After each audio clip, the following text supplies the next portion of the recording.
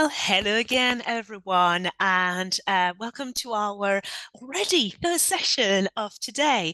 And I will be joined by Hakul, who is the Chief AI Officer for Nonprofit International at Microsoft Tech for Social Impact. A very warm welcome to you, Ha. Thank you very much, and good morning to everybody. So today I would like to share some thoughts on how we could go about unlocking the potentials of AI in the context of nonprofit. I realize this whole AI thing is very new and sometimes it can be overwhelming. So we spend some amount of time to go through some practical steps and some suggested starting point as well. My background, I come from as a refugee in Vietnam, and I have friends and families who are neurodiverse. And so I have a perspective on what it's like to be disadvantaged in some way. And so, first of all, thank you for the work that you do at your nonprofit on a daily basis, helping people who are disadvantaged and helping our environments as well. Professionally, my job is about to guide nonprofit leaders to use AI and the digital in a strategic way so that you get to your benefits. Global changes, I think you know all about it, probably more than me, so I won't label these. I do want to say that we at Microsoft, we recognize that we have to do more and more to contribute to solving these global challenges. And so doing more, we doing this through a business unit called Tech for Social Impact, and is a commercial unit which I'm a part of to empower the sector to get to use the technology to get to impact in a sustainable manner. In terms of our own impact in the last fiscal year, 2023, we provided $3.8 billion in grants and in discount software and services. And we also provided over $240 million from the point of view of employee givings. At a personal level, this is what I get. I get to match about $9,000 through my own donations and through my own fundraising. And also I do a 4-hour shift every 2 weeks at a charity. And so Microsoft contributes $2,600 through the course of the year. And this is how we provide impact back to the sector. In terms of how we actually go about doing that, we do this through a social investment model. So Microsoft has provided grants and discounted software for a number of years. We continue to do that. But we also do more capacity building. In the last couple of years, we have reached to 125,000 member of nonprofit staff. And in the next 2 years, we aim to get to a million, given the importance of AI and digital and cybersecurity as well. We also grow the partner ecosystem so that nonprofit can make the best out of the investment that you make. And then lastly, social investment, any margin that we make stays within Tech for Social Impact and stays within Microsoft Philanthropies, so we can do more good overall. So a little bit more on today. In terms of our agenda, we'll go through AI at work, some key trends globally. Hopefully you find this interesting. We'll talk about AI for nonprofit, some of the key solutions, and I'll share some stories, some case studies. And then a significant part of it is also about showing you in a concrete way how you could go about experimenting with AI and then where to start. And then we have about 10 minutes at the end for questions and answers. So AI at work. We do what is called a work trend index globally. It's a sizable study, 31,000 people and in 31 countries. We analyze labors, we analyze hiring trends from LinkedIn and from our own Microsoft sources as well. We recognize that technology isn't the solution to every problems, but we're starting to see the application of AI in the way that we work overall. Some of the data shows us that 68% of people say they struggle with the amount of work and with the pace of change, and a significant number feel burnt out. What this also implies is that of these folks, they are 3.5 times less likely to be able to think strategically and to innovate. And we do all need to innovate in order to raise productivity for the country as well in the sector. Here's another interesting data point. 85% of emails are read under 15 seconds, and a typical person have to read about 4 emails to generate every one that they send. No wonder it's an overwhelming volume of work and so on. And these kind of signals tell us that we need to change our work practices.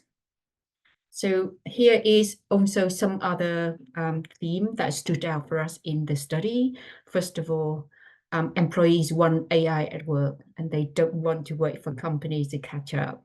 75% of knowledge workers say that they are already using AI at work, and that nearly doubled in the last 6 months. And so your IT team, your security team, your compliance team may not like this, but it is an indication that people are resourceful and they want to learn and so on. And part of our role is to harness and direct this energy towards more compliant channel so everybody can leverage. The second finding that we also see is that there is a rise of what is called AI power users. And these are the people that are very familiar with AI. They just knowledge worker like you and me, but they use AI at work at least several times a week. They experiment regularly, and they save more than 30 minutes a day. And what they report is over 90% say their workloads are more manageable. Over 90% say it boosts their productivity. Again, over 90% say it helps them focus on more important work. And then they are also feel more motivated and they enjoy work more. So it's really quite interesting to see the impact from these power users. And then lastly, there's something around AI raises the bar when it comes to the career, when it comes to hiring. So 66% of leaders say that they would consider not hiring somebody without AI skills. And you see some of these themes as well. So what all of this is saying is that there's an overwhelming desire to learn, to experiment, to use AI at work. And we all need to get onto the journey to learn and experiment overall. I think about this as if we look at 100,000 member of staff working in non-profit and 3.3 million volunteers working in non-profit. If we can harness that energy, if we can harness that innovation for the good of the sector, this is a journey probably is worth us going on together. So I'll flick through a couple of slides. We share these afterwards so that you can refer to them afterwards. This say that AI aptitude heats up in certain roles and across all of the industries, and is based on the data that we have. Here's Hazi's own perspective, by the way. So my own perspective working at Microsoft is that the AI aptitude is shaped by the individuals as well as by the organizations.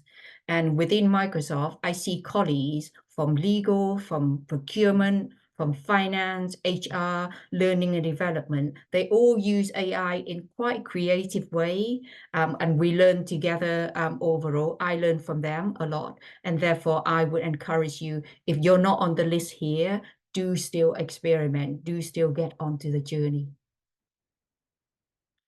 So let's talk about how and where AI can be leveraged within the nonprofit sector. These are some of the challenges that we see globally based on a lot of research overall. I also see these challenges in the UK. It's interesting that these challenges are also where the latest generation of AI can create a step change difference. And I don't like to say I'm proud of ourselves. It sounds wrong somehow. So I like to say I am happy that across all of these different segments of software, Microsoft does have AI solutions, and it's infused into each one of these. And equally importantly, that the solutions integrate together. And this point about they integrate together is quite important in the sense that it makes it easier to get at insight in a way that is joined up across the different areas of the business. And we all know how difficult it is to get data across silos overall. So I'm going to share some stories about how nonprofit have leveraged AI to get better impact. 3 stories. The first one is from Agape Source. They are a nonprofit that provide care and practical resources to international students, to temporary workers, and refugees in Florida. Their mission is to create a home away from home experience for these individuals. Now, they are a really small nonprofit. They have 3 full-time member staff, and they need to support a diverse range of international clients in 19 different languages. So they use Copilot for the web, which is a Microsoft version of it, to reduce time on admin tasks. They also find that the answers that they can provide to clients can be more timely and more accurate, particularly when it's also in different languages as well. So what do they do with the time that they gain? I always smile when I think of this. The time that they save, they use to add lovely touches to welcome packages for these international clients, like they create food recipes from a home culture, but made with local ingredients, and is always welcomed. So the net effect of all of this is that they can maintain, the outreach to the numbers that they want to, and now without, increasing the number of staff, and they're now able to focus on larger goals that actually create a community center. The second example is from Peace Parks Foundation. This is a nonprofit in South Africa where they manage, where they protect and they restore wild places and all of the surrounding ecosystem as well. They do complex programs like rewilding effort, and they manage parks across the borders as well. One of the things that are serious issues across Africa is wildlife crime. And so Peace Park Foundation, they use cameras and they use advanced AI to capture images of movement, and they can use AI to detect where there are suspicious activities, like the presence of unauthorized people or cars, and they can flag that to the control center to allow for the ranger team to be deployed. Now, this ability to detect suspicious activity in real time just means the rangers can act in a much more timely manner. They can act faster to catch the poachers, and they can cover more areas as well. And this is another example of being able to provide impact at scale. So the last example is Ace UK in our homeland. We all know what Ace UK does. One of the services that they provide is the telephone friendship service, and they support 4,500 older people through weekly call with volunteers. So Ace UK is quite responsible in terms of providing safeguarding for these older people in the calls. They used to do manual checks of the call recordings, and these recordings range from 30 minutes to 3 hours, and so manual checks are challenging for them. So using AI, they transcribe the call, they flag up areas with problematic conversations, like, for example, credit card numbers being asked and so on, and then they can direct that the link directly to that segment of the call recording for an employee to review and take action. And the action may well be to train, to provide better training for the volunteer. So far, this AI Power app has assessed 23,000 calls, and it saves ACE/UK 9,500 hours. And again, it is about leveraging the people overall, but providing a higher level of safeguarding. So I hope you're inspired by the impact by these real life examples. Something that I want to call out explicitly is that AI algorithm today would still have room for getting it wrong, is still making mistakes and so on. So one of the themes that across all of the AI solutions, and I hope is clear in the 3 examples that I've just shared, is that the human are always in the loop.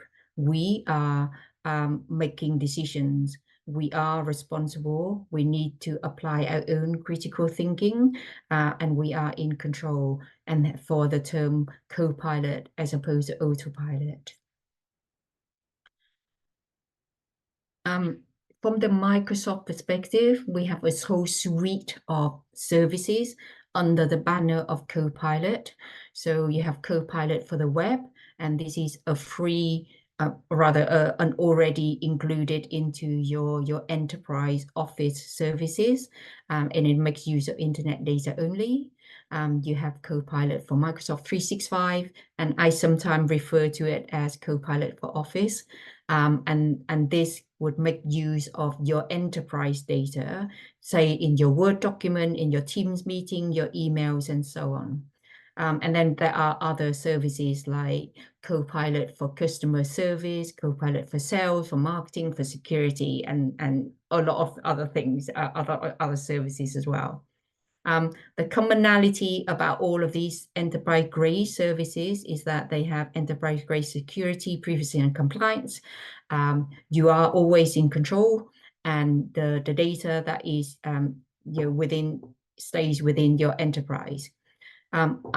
We value customers' trust, and so the Microsoft position is that your data is your data. We don't use your data to train the AI model or to improve the models.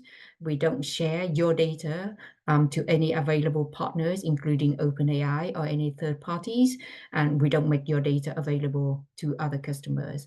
And I hope that is clear. It is something that we take quite seriously, and we keep to that. So a little bit of the basic about prompts, and then I'll get to the examples of prompting. Prompt is like your instruction to Copilot, so that to make it do the work for you. Think of a prompt as a very bright, newly onboarded graduate in your organization, because the graduate is newly onboarded, you want to be quite specific about what it is that you want, but they are bright. And so if you give them a sophisticated prompt, they can do magic for you. And the prompt structure is GCSE. And how perfect is it? We are in the UK. So you need to specify the goal, the context, the source, and the expectations.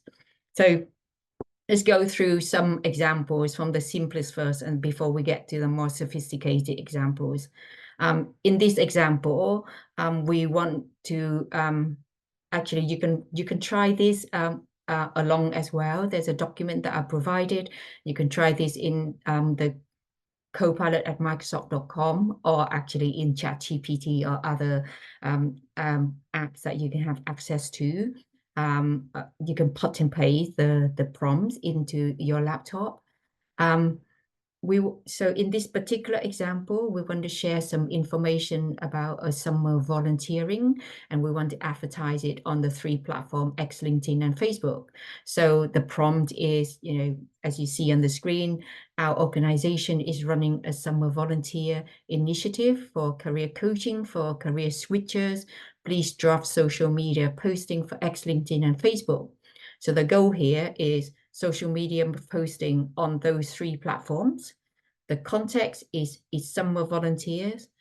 we not specify any source, so it's going to use the internet source, and we're not, to keep it simple, we're not specify any expectations right now. So this is the output that you get from Copilot. And because it's social media posting, it goes to town a little bit with hashtags and emojis and so on. You can experience more by giving it more context, like you could say target audience, mid-career in retail, for example. Or you can say add expectations like do use UK English and do not use American English, or do not give me personalized with a Z in it, for example. Here is a more sophisticated example also on Copilot for the web, where you want to send out an email to first-time donors and after a fundraising auction. And if you decompose this, you see, the goal is donor-centric email, the context is first-time donors. From the fundraising auction, the expectation is that to include information about the new shelter for animals. Then the expectation is also use grateful tone and not using more than 100 words. And what you'll get would be something a little bit pithy, because we say 100 words, but it does what you ask it to do. We can also do, great two versions in English and in Vietnamese, and this is what it does for me. My Vietnamese is very rusty, so this is incredibly useful to help me relearn my Vietnamese. So those are up to this point, we're using Copilot for the web. It is already included in your Office subscription. I'm about to jump to Copilot for Microsoft 365 or Copilot for Office, if you like. And so this can tap into your enterprise data in your Word, in your Teams meeting, in emails, and so on. So here's an example where I can create a first draft of a grant submission based on the grant requirements.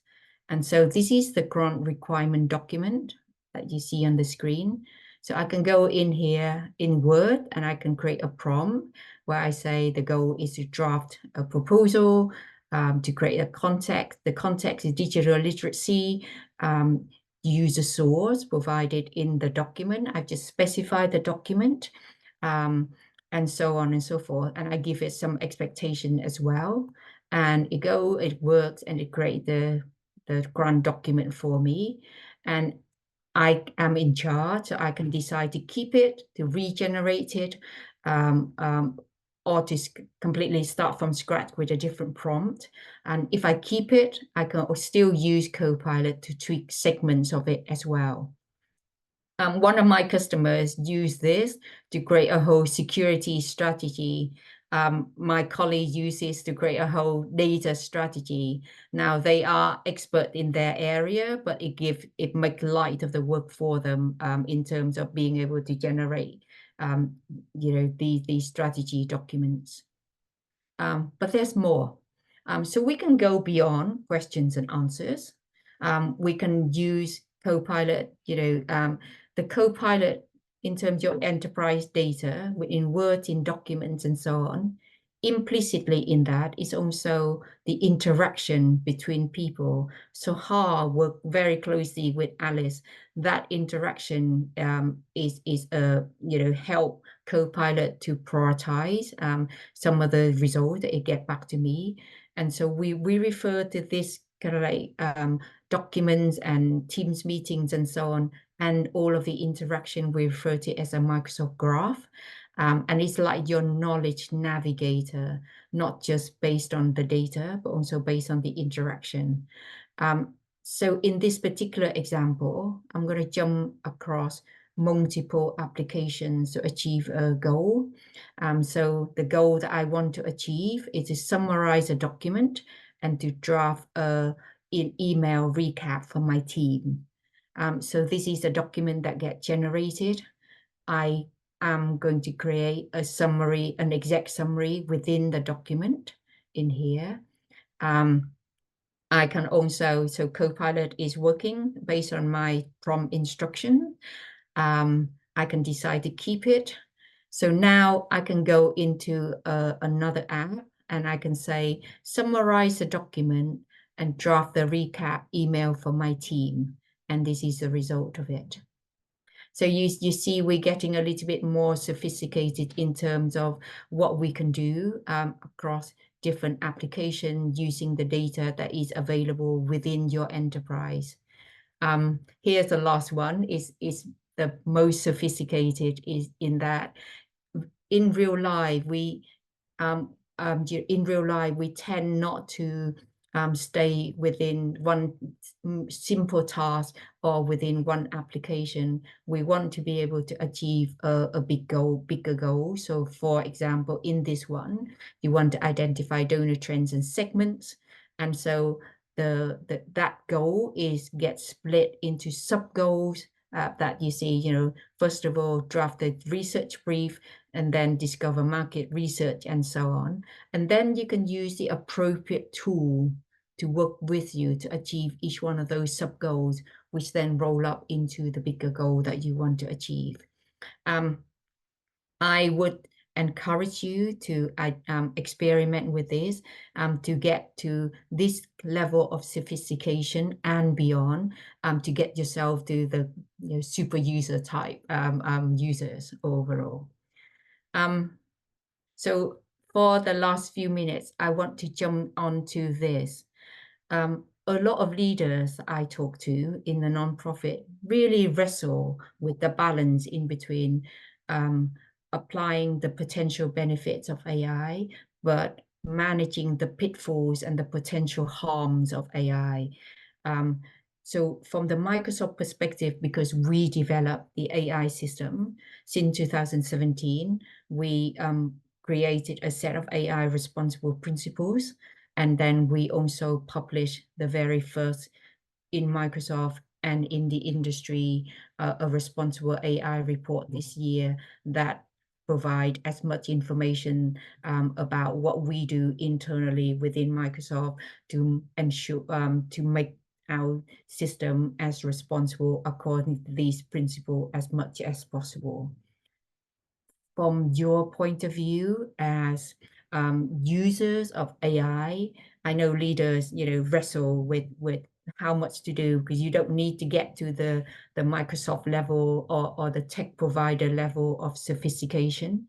So this 4-hour course is a really good starting point to introductory into AI, but it's also helped to consider what risks you need to consider and other risks that you can leave to, you can make sure that your tech provider address, but you don't need to. It's a 4-hour course. And then further on, you can jump into individual 1-hour segment. And some of these I want to call out, the AI for nonprofit, what you need to know, include how you could create your own AI strategy. The one about Ask the Expert with a focus on ethics, principles, and governance, that's quite useful to get a top level view of how you could think about it.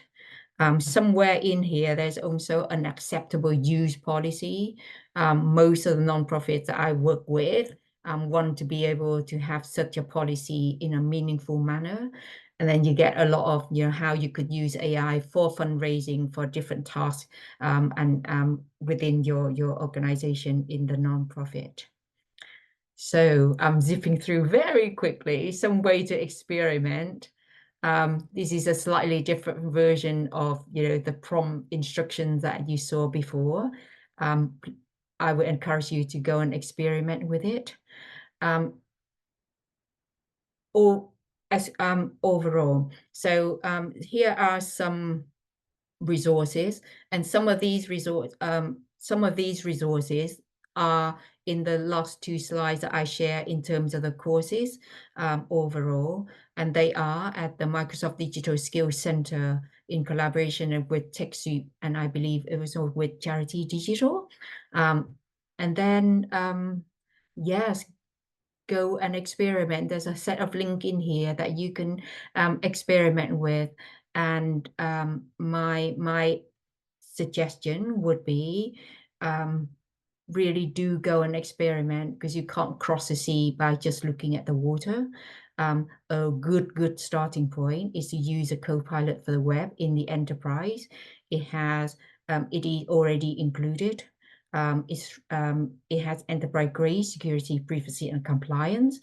It is a version that the Agape source case study that they used earlier, and do experiment and learn to as individual and as team before you consider, going and buy, Microsoft Copilot for Microsoft 365 and other toolings.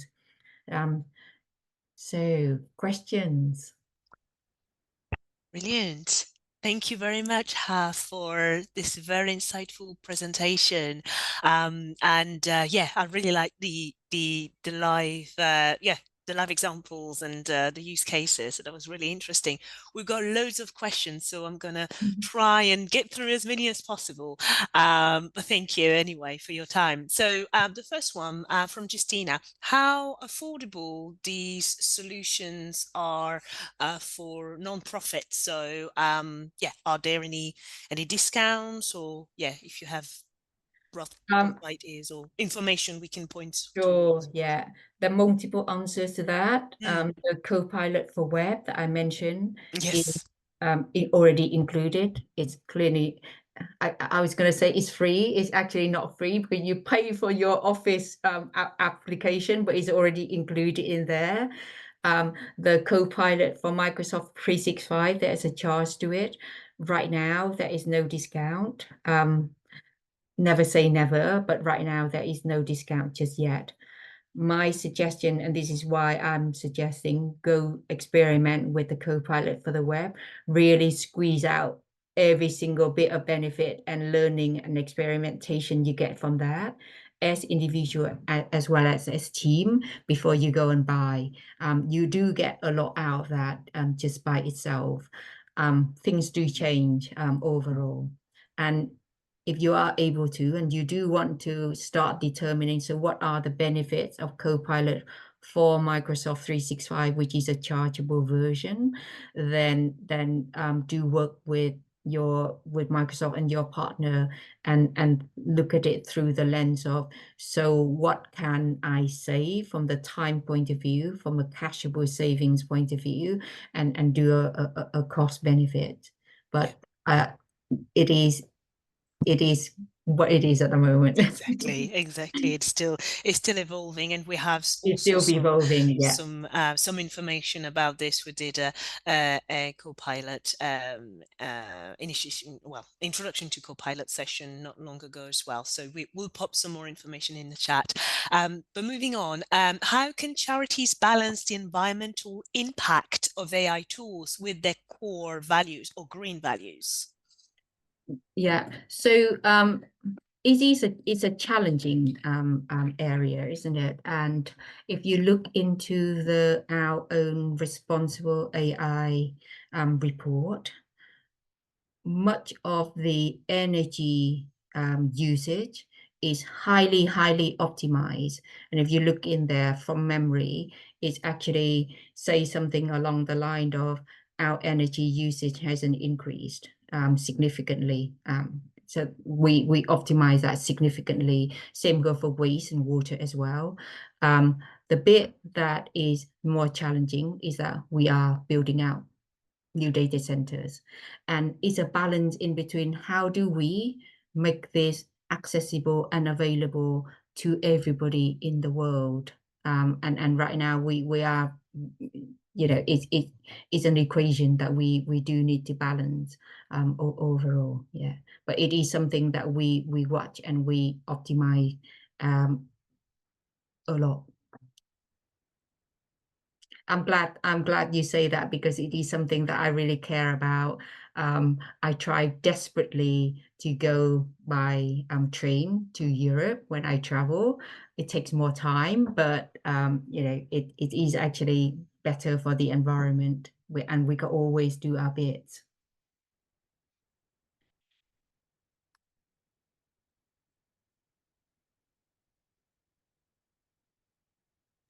Sorry, I am muted. Sorry. See, using technology. Charities do, but using technology still, I remain muted for some time. But moving on to the next one, and this is more about small charities. So questions mainly for small charities who do not have IT departments, so they outsource their IT. Where would you say they should start? Because they don't know where to start with AI, but they know that it can potentially help them with the repetitive admin tasks. So how should they think about it? Yeah. So it is challenging, isn't it? Mm, I personally find it overwhelming, just the amount of things that come at me, and it is my job. So I understand that. My suggestion would be start small, and I do think about that whole, you know, cross the sea and getting your feet wet. You need to do something overall, and use those courses. That's why I called out those courses more explicitly, and I'm sure Charity Digital and the rest of the UK, bodies provide some guidance as well in terms of how do you start small, and then go from there. Overall, we are working very hard inside of Microsoft to create more asset to simplify things for very small non-profits. And again, the idea here is to make it inclusive and accessible for mhm. everybody. We're not all there yet. We're trying very hard. We're not all there, but we are making progress. And you see the pledge that I mentioned earlier in terms of raising capacity, building capacity. In the last 2 years, we do 125,000 member staff. We reached. In the next 2 years, we aim for 1 million Mm, overall. wow. So we are putting a lot of effort into it. Watch this space. Bear with us and keep telling us. And we are trying. No, thank you, Ha. I think we've got time for one more questions. What are the risks with AI and data breaches? Has there been any testing on how AI is used when special category data is involved? Hugely. So Mm, you saw in the responsible AI principle that we had earlier, security and privacy is a core tenet, and those principles went all the way back to 2017. Now, if we refer to, I'll make it a bit more specific just to make it concrete for us all. If we look at Copilot for Microsoft 365, it uses the same security model as what you have today. Um, so if HAR is not able to see the CEO's salary document, then HAR is not going to be able to access that through Copilot. Um, and so it respect that security model. What we find is that at times organizations don't have such a strong security model even without the Copilot, and it is just a reminder for us to shore up our security, our internal security privacy model. From the point of view of attack from the outside, it is something that we take care of. Is no different to your normal Microsoft 365 or overall. Lots of tests being carried out on a regular basis. We do these things very proactively. I don't know if you're aware of things like red teaming and so on and so forth. Is the same, and we pay a lot of attention to that. yeah. There are plenty of other things that I could talk about, but do keep interacting with us, and we share some more. Absolutely. And there's also the aspect of cyber hygiene and having simple rules for when you use data and sharing data. And actually that's a nice segue because we will have a session around cybersecurity and Uh-huh. how that impacts digital inclusion. That's going to be our first session for the afternoon. But that's all we got time for now. So thank you very much, Ha, for taking your time to share your expertise with us this morning. There's plenty of questions that we will share with you, so you can also answer them offline. Yes, Um, I please. Yeah. I believe you are around for perhaps a few more minutes. So if anybody from our attendees would like to chat with her, they're very welcome. And hopefully we hope that you found this session insightful, and we'll pop some more resources in the chat. So yeah, thank you very much, Ha. Oh, thank you for having me, and do help me learn. Yeah. I learn all the time through questions, so genuinely do help me learn. Thank you. Oh, super. Thank you very much. And see you all very soon for our 11:45 panel discussion.